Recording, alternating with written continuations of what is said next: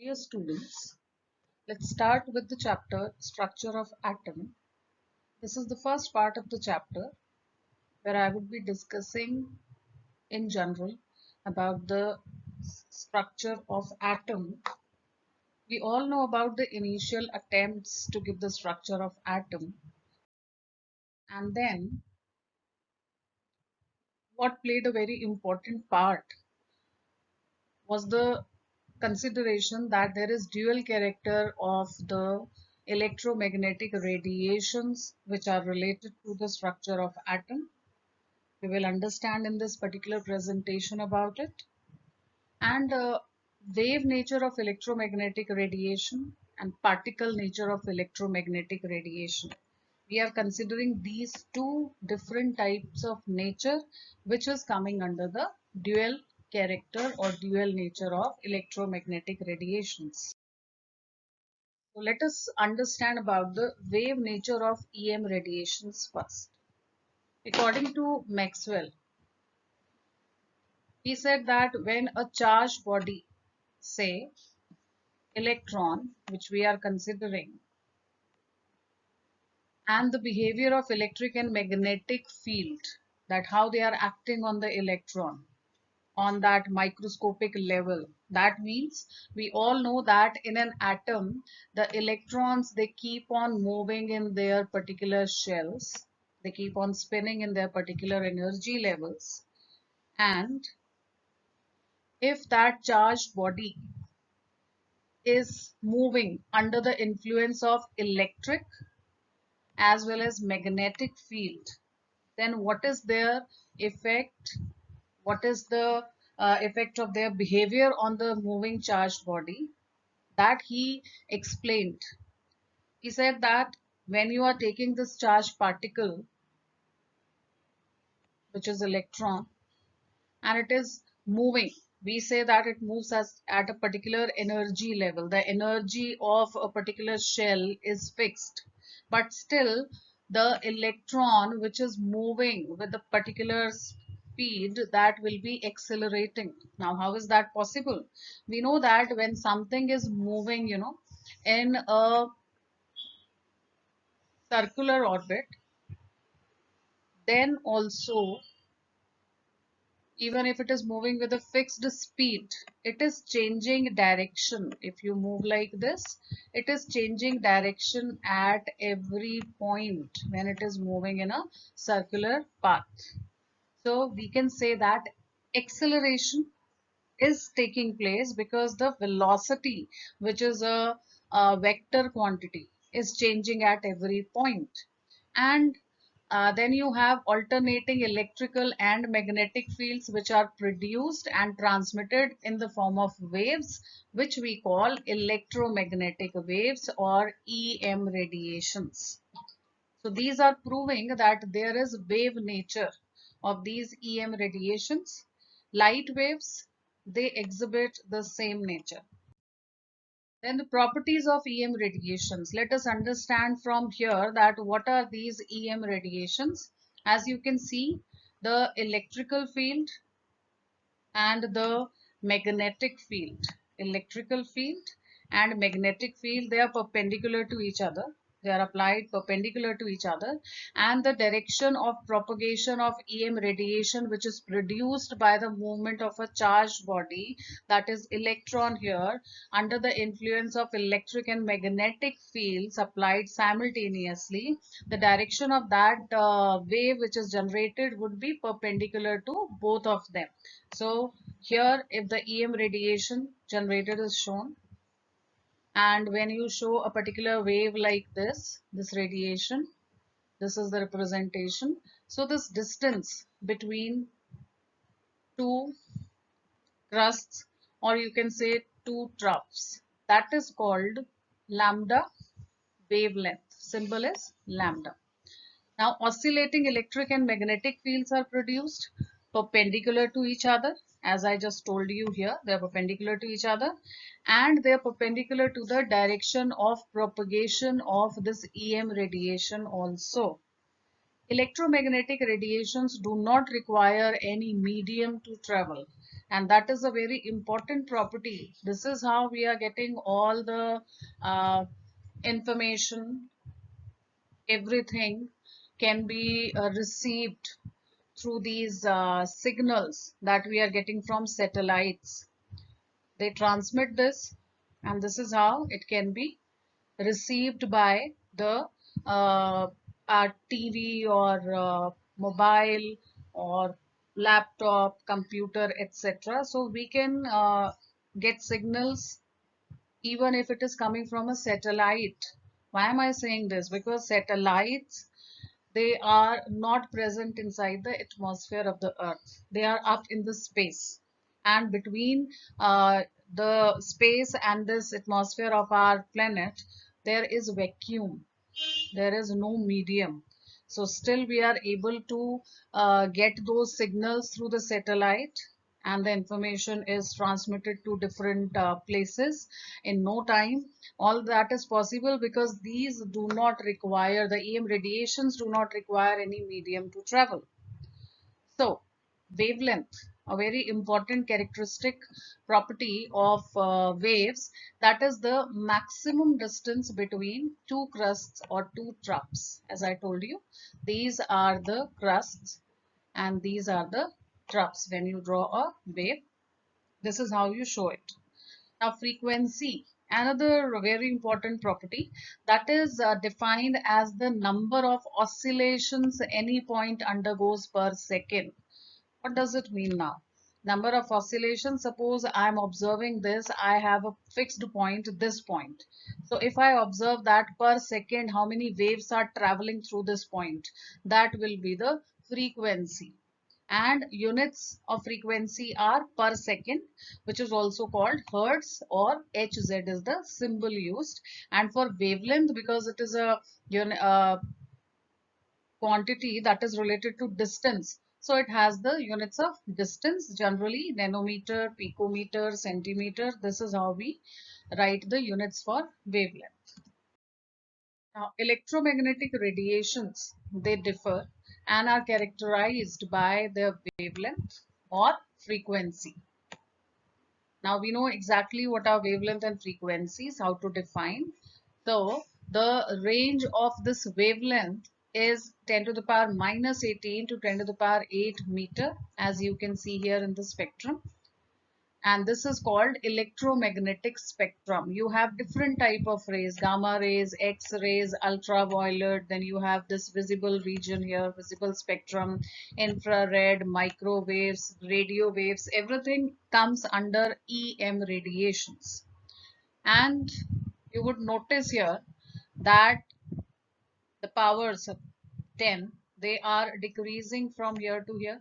That means the frequency is decreasing. Frequency has the symbol nu and the units are hertz per second. And when I move from here to here for wavelength, the wavelength is increasing. That means lambda and nu, frequency and wavelength, are inversely proportional to each other because their product is equal to a fixed quantity represented by symbol c, and the c is called velocity of light.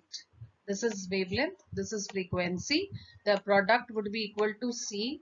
This is velocity of light, which has the value 3 into 10 to the power 8 meter per second. This is very, very important.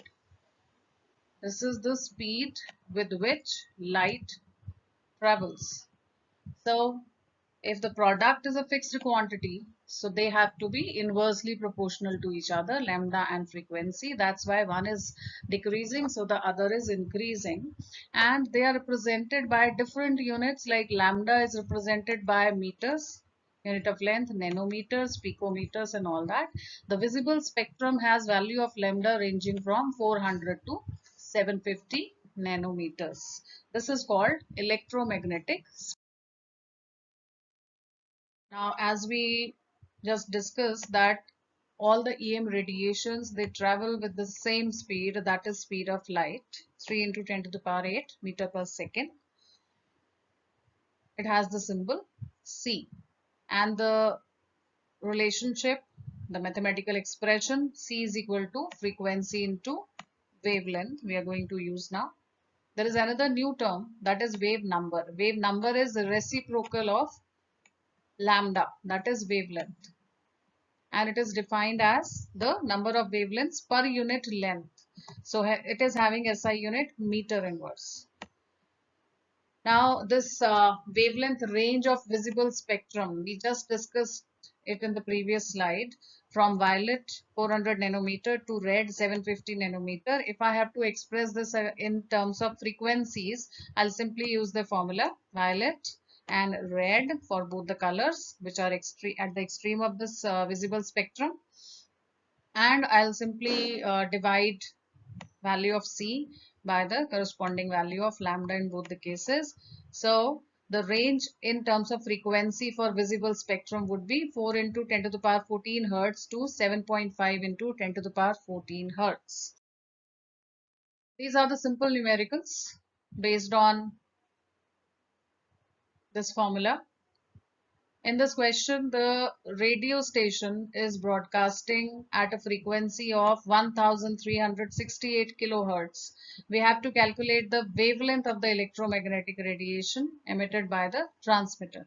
So, lambda is C by frequency. Simply put the value of C, put the value of frequency, convert this kilohertz to hertz because that will be per second, and my units of C are meter per second. So, answer would be in terms of meters.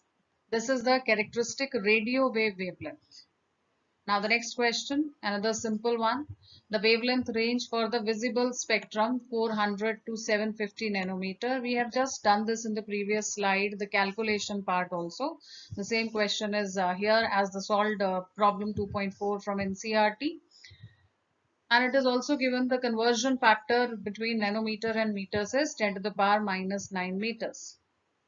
Using this equation, the equation that is frequency is C by lambda, or C is lambda into frequency, we can simply apply the value, apply the formula, put the values, value of C, value of lambda in terms of meters, and same way for red, and the range of visible spectrum is found to be 4 to 7.5 into 10 to the power 14 hertz.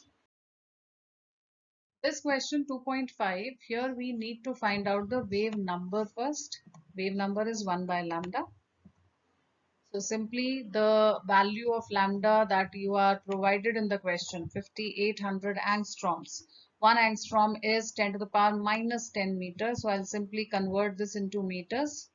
No need to go to centimeter. If they are asking you in the question specifically that give your answer in terms of centimeter, then you can do that. Otherwise, I'm saying no need to go to centimeters because I have to calculate frequency also. For frequency, I'll be needing C, and C I'm writing in terms of meter per second. So it's okay if you keep this also in terms of meters, or if you want to report your answer in terms of centimeters here, then in the B part you convert it to meters or convert the units of C to centimeter per second to avoid any kind of mistake in your answer. So this is how you calculate reciprocal of lambda in meter inverse, and frequency formula we already know, C by lambda, put the values, that is your answer. Here I noticed one thing, that this bar should not be here by mistake. It is printed like this. It should be simply frequency equal to C by lambda. Now the particle nature of electromagnetic radiations. If something is having the particle nature experimentally, it should be evident. There have to be experimental evidences, and scientists, they carry out many experiments, and here are some of the proofs that they studied black body radiations. What is a black body? A black body is something which can emit and absorb all kinds of radiations, all frequencies and wavelengths. Some are less in amount and some are more in amount, but the frequency and lambda can be any. So as we increase the temperature, suppose you are heating a particular body and it is radiating energy in the form of radiations and you are heating it. Now here this is lambda versus intensity of the light that you are observing. So wavelength intensity relationship says that if you keep on increasing the temperature, T1 is less, T2 is more temperature as specified here. So the intensity, this is the peak, and here for intensity at a higher temperature, the peak is coming earlier. Earlier means at lower value of wavelength, because E is equal to hc by lambda, another derived formula. And here, in this formula, E is equal to h nu. That is the formula by which we can calculate the energy corresponding to a particular frequency which is given to me, and nu is c by lambda. So we can write in terms of c and lambda like this. Now you can see that this lambda and energy, they are inversely proportional to each other. So if they are inversely proportional to each other, more is the value of lambda, lesser will be the energy, and more is the energy, lesser will be the value of lambda. So here if we are saying that we are getting this peak at lower wavelength, that means the energy is more. Hence the intensity that you are providing is also depending upon it. So if you take even higher temperature, the peak is going to shift even more towards the left. That means lower wavelength. And intensity may be more, may be less, but it can never be zero. If I heat iron, you must have heard of red hot iron, but you have probably never heard of the bluish hot or white hot iron. Even though these colors, they belong to more energy. If you see the Vibgyor spectrum, then red is having maximum wavelength, that means minimum energy. So if you keep on heating that red hot iron, if that is practically possible, you will be able to see the transition in color from red to bluish to white. Now, black body, just a recap, the body which absorbs and emits all radiations is known as black body, and the radiations which are emitted by such kind of body, they are called black body radiations. For higher wavelength, graph is similar to experimental one, but at lower wavelength, the graph varies a lot. Lower wavelength means when you have here more energy corresponding to it, lower wavelength, then variations would be more. This is explained under Planck's theory. The theory says that light consists of small energy packets, and they are given the name quanta, which is related to the quantity of energy. That's why the Planck's theory is called Planck's quantum theory. And this formula I have already told you, E is equal to h nu. This gives you the energy corresponding to a single particle of energy which is there traveling through light, which is basically responsible for taking light from its source to the receptor. So they say that there are small energy packets called quanta, and these particles which are responsible for the transmission or the uh, traveling of light, I should say, they are called photons. Phototerm is anyhow, this is related to light. Now let us solve these two solved examples, these numericals from NCERT.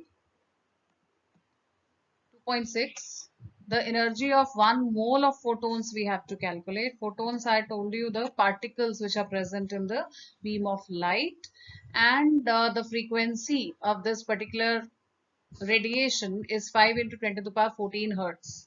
Now energy of one photon is given by E is equal to h nu, or if in the question lambda is given to you, then you can take this as hc by lambda. Here the frequency is given, h value we already know, it's a constant, Planck's constant, 6.626 10 to the power minus 34 joules second. These are the units. E is equal to h nu, put the values joule second and per second, and you will get your answer in joules. But this is the energy of only a single particle called photon. I have to calculate energy for one mole, so I'll simply multiply the energy of one photon by Avogadro's number, and here is the answer. 2.7, a 100-watt bulb emits monochromatic. Monochromatic means, mono means one and chroma means color. related to color. So single color light, like in white light there are 7 colors, so this is the light which has only one color, so that is why it has only one wavelength to it, 400 nanometer. We have to calculate that how many photons are emitted per second by this bulb. Now bulb has a power of 100 watt. Watt means joules per second. It emits 100 joules of energy per second. So if by using h nu or hc by lambda, I calculate the energy of one photon, I can always divide the total energy emitted by the bulb, that is 100 joules, by the energy of one photon here, and I will get my answer that how many photons are emitted per second. Now this is another very interesting experiment by Hertz, photoelectric effect. He chose the metals, alkali metals, potassium, rubidium, cesium, which are highly metallic in nature in the sense that their ionization enthalpy is quite low. They can easily lose the electron. So if a beam of light of a particular energy is allowed to fall on a metal surface in this setup. In this setup, there is vacuum here. This equipment is basically for the study of photoelectric effect. And the light of a particular frequency is striking the clean metal surface. There should not be anything else here which is causing problem in the proper observation. It has to be a clean metal surface so that the experiment can be carried out without any hindrance, without coming anything between the supply of this energy from the source of light to the metal surface, because we want to see that if there is a vacuum in the chamber and I supply the energy, then are electrons ejected from the metal surface, and if electrons are ejected, they will be attracted by this detector, which is positively charged plate, and this detector can actually find out that how many electrons are being ejected. Now the observations, there is no time lag between the ejection of electrons and striking of beam of light, and the number of electrons are proportional to the intensity of light. More is the intensity of light, more will be the number of electrons ejected, because that way you are supplying more energy if intensity is high. A minimum frequency is required, that is called threshold frequency, and we use the symbol nu naught for it, threshold frequency. And you know that energy is equal to h nu, so the minimum energy E naught we say, that is equal to h, which is Planck's constant, multiplied by nu naught. So this E naught can be called the minimum energy required to take out an electron from the metal surface, threshold energy, and this nu naught is called threshold frequency. This is required for photoelectric effect, that if I want to get an electron ejected from the metal surface, I have to supply a minimum energy corresponding to a minimum frequency, that is called threshold frequency. And kinetic energy of electron increases with the increase in frequency of light. If you are supplying a particular energy, and you know that energy can be written as h nu, so consider this as the total energy that you are supplying from the source of light. This will be equal to threshold energy. Minimum energy that I want to take out an electron is threshold energy. This is the formula. Now if these two are equal, the electron will just come out in vacuum and it will stay on the metal surface. The electron which has come out on the metal surface, that will not be able to move. Why? Because we have not provided more energy, and there is vacuum. There is no influence of the atmosphere or anything else, or air or any other gas which can help this tiny particle to move. So you can take it like this, that it is vacuum inside tube, this setup, and the electron is just coming out on the surface of the metal and it is static. But if I supply this energy, if this h nu is more than h nu naught, where will that extra energy go? That extra energy will be equal to the kinetic energy of the electron, because it has more energy after coming out. So it will utilize that extra energy provided to move. And when anything is moving, it possesses kinetic energy. Now again, the Einstein, he explained photoelectric effect using Planck's theory. Same observations, there is no time lag. between the ejection of electrons and supplying the energy. The striking light can be seen as beam of particles called photons, and greater is the energy of frequency of incident light, more will be the kinetic energy. Why? Because if I am supplying more energy, the total E after the minimum threshold energy is taken by the electron to come out, whatever extra it has, that will convert to kinetic energy, because h nu naught, the threshold energy, is fixed for a particular metal depending upon which shell is having the electron. So kinetic energy, more the value of E, more will be the difference between E and h nu naught. So more will be the share of kinetic energy. And this W naught is h nu naught only, that we call threshold energy. And this is also called work function. Okay, let us solve this numerical 2.8. The EM radiation has wavelength 300 nanometer in this question, which is falling on the surface of sodium. So this is the lambda by which I'll calculate the total energy, Hc by lambda, that is being supplied to the metal surface. So if you put the values of H and C, constants, and lambda in meters, this is the answer in joules.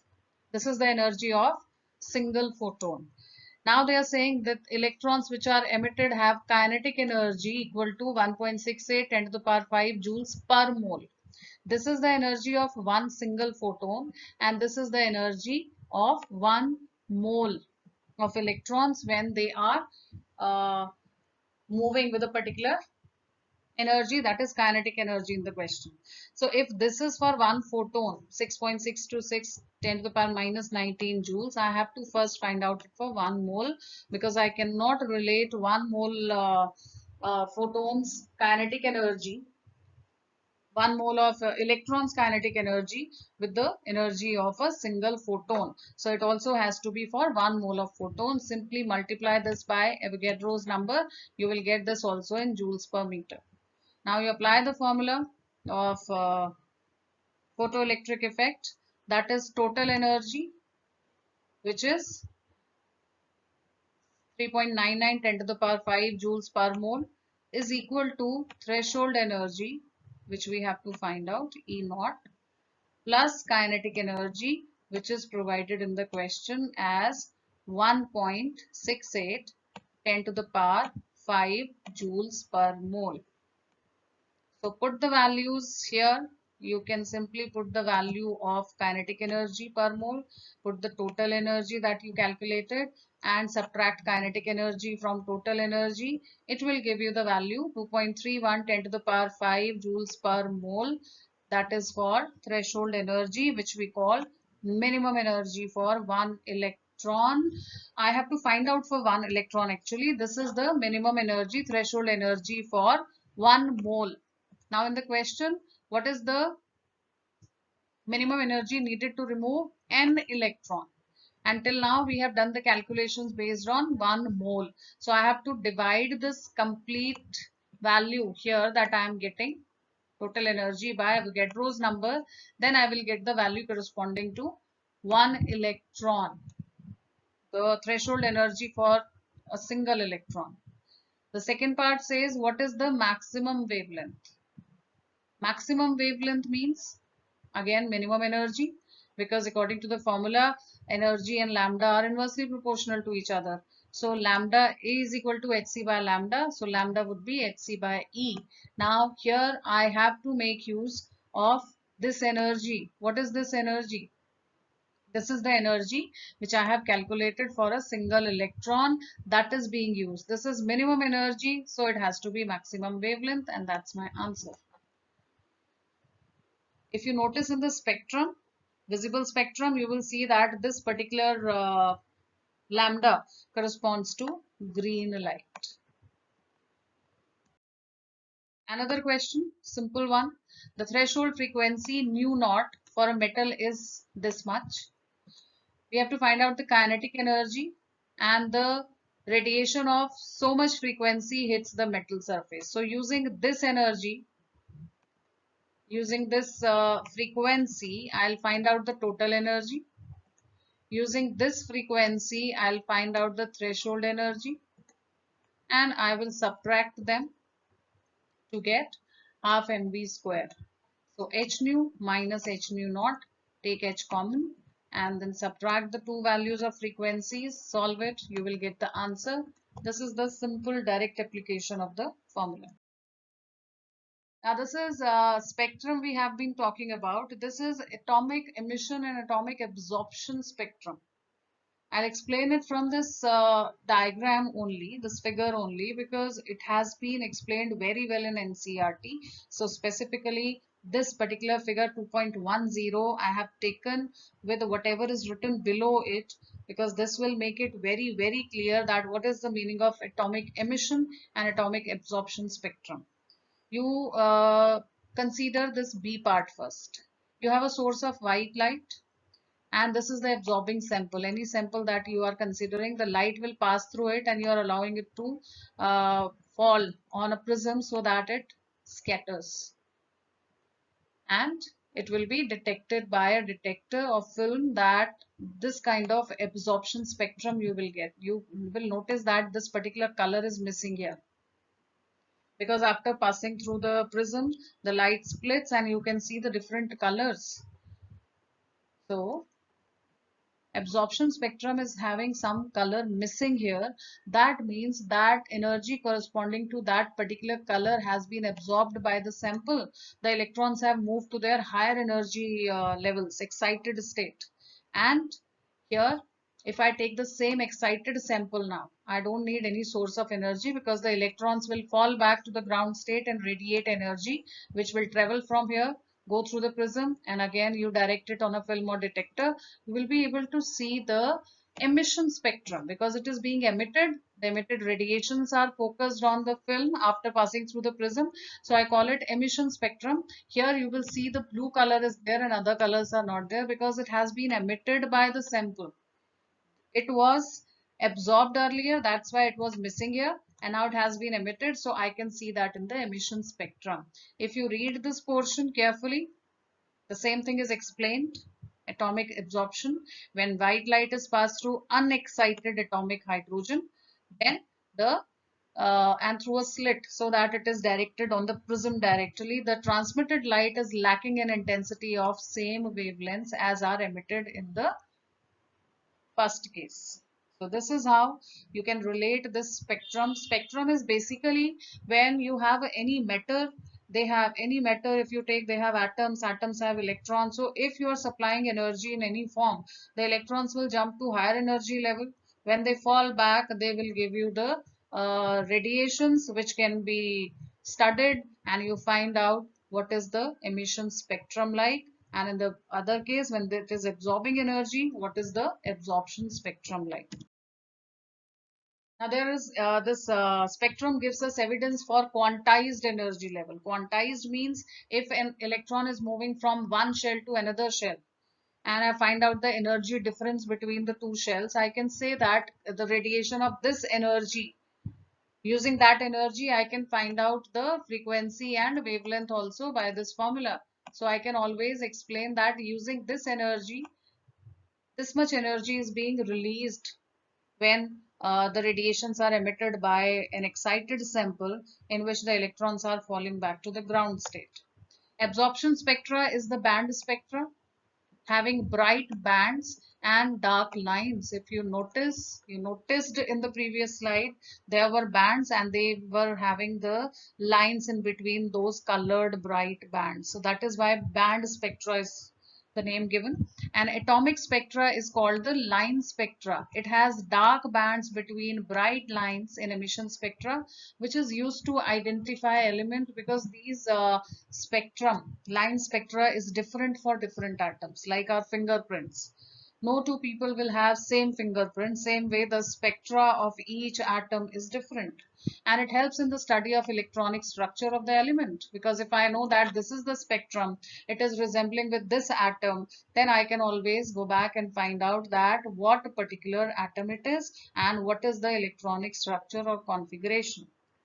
Now, Balmer, he also observed the energetically excited hydrogen atoms producing EM radiations of discrete frequencies, and he found the spectral lines in terms of wave number. He gave this formula that wave number, which is 1 by lambda, is equal to a particular constant. This is called Rydberg constant, and 1 upon nf square minus Ni square, where Nf is the final shell in which the excited electron is present, and Ni is the initial shell in which the electron is present, normally when you take ground state of that atom.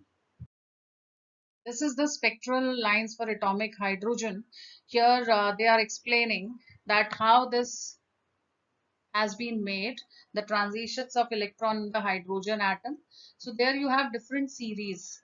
You have Lyman, Balmer, Paschen, Brackett, and Pfund, we call them. The table is coming in the next slide. So here you have that, suppose this is, I'm talking about Lyman series, how it has been made. They're saying that if an electron is present in the first shell of any atom, from there it can only get excited and go higher. So it can go to second shell, it can go to third shell, fourth shell, fifth shell, or you can say infinity. Infinity means it has gone out of the atom has converted to ion. When it falls back, when you stop supplying the energy, it will come back to ground state. If it was in second shell, it will fall back to the first shell. So whatever is the energy difference between these two shells, E1 and E2, corresponding to that, we can find out lambda and frequency is equal to Hc by lambda. Same way, if you have something in the second shell, I mean the outermost electron in the second shell of an atom, n is equal to 2. From there, it can go to 3, 4, 5, 6 lambda. When it falls back, it gives you the corresponding energy which is related to the visible series. Balmer series is the only series in the spectrum which has its energy corresponding to visible region. You can actually see the color, Vibgyor. And Paschen series, same way, when n is equal to 3 is the initial level, and from there final can be 4, 5, 6, 7, because from n is equal to 3 it cannot fall down if the valence electron is in the third shell.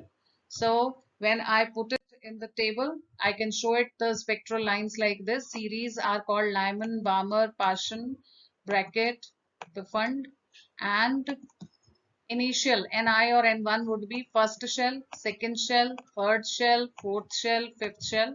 From there it can go higher. From 1 it can go to 2, 3, 4, 5, infinity. From 2 it can go to 3, 4, like that. So I just told you that Balmer is the only series which is falling in the visible region, and the Lyman series is in the ultraviolet region, and the remaining three are coming in the IR region. You cannot observe ultraviolet and infrared, so they are in the invisible range. Spectral region, only Balmer is in the visible region. How do we know? We'll be solving numericals based on delta E when we discuss Bohr model in the next presentation. I hope till here it is clear and it will help you. But with that, you have to read NCERT thoroughly and keep making your notes. Thank you.